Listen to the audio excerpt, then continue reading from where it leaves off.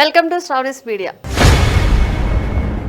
విజయవాడలోని అత్యంత విలువైన ఆంధ్రప్రదేశ్ రాష్ట్ర రోడ్డు రవాణా సంస్థ ఆర్టీసీ భూమిని లూలు గ్రూప్ కు కేటాయించడాన్ని ప్రభుత్వం ఉపసంహరించుకుంది. భూ కేటాయింపును సవాలు చేస్తూ మాజీ మంత్రి వడ్డే శోభనాధీశ్వరరావు దాఖలు చేసిన పిటిషన్పై హైకోర్టులో విచారణ జరుగుతుండగా ప్రభుత్వం ఆ కేటాయింపును రద్దు చేసి భూమిని వెనక్కి తీసుకుంటుందని advocate general Dammalapati Srinivas April 9న కోర్టుకు తెలిపారు. ఇది ప్రజా ఒత్తిడి, రాజకీయ విమర్శలు, సంఘాల నిరసనల మధ్య ప్రభుత్వం తీసుకున్న యూటర్న్ గా రాజకీయ వర్గాలు అభివర్ణిస్తున్నాయి. 2025 జూలై 5న జారీ చేసిన జీవో నంబర్ 137 ద్వారా విజయవాడ గవర్నర్పేటలోని ఆర్టీసీ పాత బస్టాండ్ డిపోల సమీపంలో ఉన్న 4.15 ఎకరాల ప్రధాన భూమిని Lulu international shopping malls private limited కు 99 ఏళ్లు లీజ్ కు కేటాయించారు. ఈ భూమి చదరపు అడుగుకు ₹50 మాత్రమే అద్దె చెల్లించాల్సి ఉంటుందని, మొదటి 3 ఏళ్లు రెంట్ ఫ్రీగా ఇవ్వాలని షరతులు విధించారు. లూలు గ్రూప్ ఈ భూమిపై షాపింగ్ మాల్ నిర్మాణం చేసి 1222 కోట్ల పెట్టుబడి పెట్టాలని ప్రతిపాదించింది.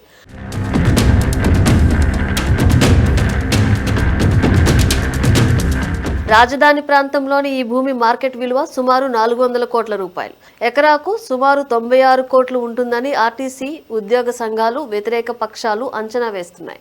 కానీ ప్రభుత్వం దీన్ని నామమాత్రపు అద్దెతో లీజుకు ఇవ్వడంపై విమర్శలు వచ్చాయి.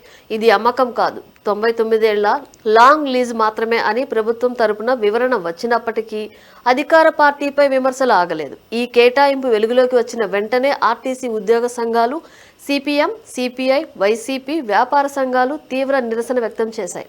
పబ్లిక్ ఆస్తిని ప్రైవేట్ సంస్థకు బదలాయించడం, టెండర్ లేకుండా ఒకే కంపెనీకి ఇవ్వడం సుప్రీంకోర్టు నిబంధనలు ఉల్లంఘన అని గుర్తు చేశారు. లూలు సంస్థకు భూ కేటాయింపుల వల్ల రాష్ట్ర ఖజానాకు భారీ నష్టం వస్తుందని, పారదర్శకత లోపం కూడా ఉందని వైసీపీ నేతలు ఆరోపించారు. ఇది భారీ కుంభకోణం అని వైసీపీ నేతలతో పాటు సివిల్ సొసైటీల ప్రతినిధులు కూడా ఆరోపించారు. ప్రభుత్వం మొదట్లో ఈ నిర్ణయాన్ని పర్యాటకం, పెట్టుబడులు, నగర అభివృద్ధి కోసం తీసుకున్నట్లు సమర్థించింది. లూలు గ్రూప్ రాష్ట్రంలో పెద్ద ఎత్తున మాల్స్ నిర్మిస్తే ఉపాధి, వాణిజ్యం పెరుగుతాయని చెప్పుకొచ్చింది. ఈ ప్రాజెక్టుకు భూ కేటాయింపునకు స్టేట్ ఇన్వెస్ట్మెంట్ ప్రమోషన్ బోర్డు కూడా ఆమోదం తెలిపింది.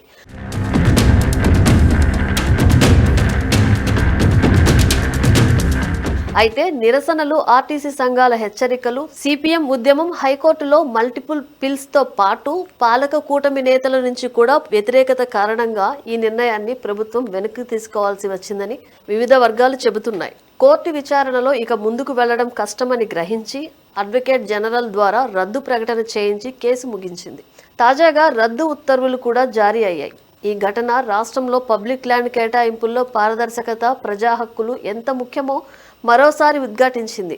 లూలు విజయవాడ మాల్ ప్రాజెక్టు ఇప్పటికి స్తంభించినా ఇలాంటి భవిష్యత్ కేటాయింపుల్లో ప్రభుత్వం మరింత జాగ్రత్తగా ఉండాలని రాజకీయ విశ్లేషకులు సూచిస్తున్నారు.